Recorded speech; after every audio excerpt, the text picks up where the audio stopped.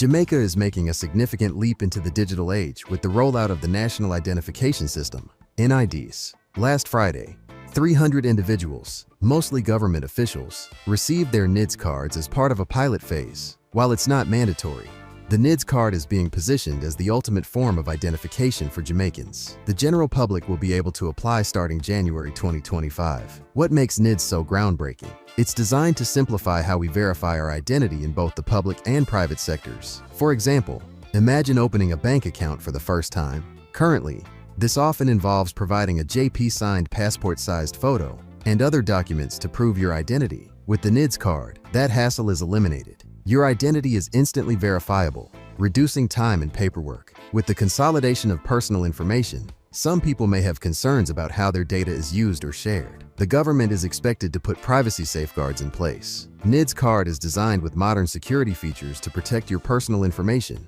but no system is completely immune to risks.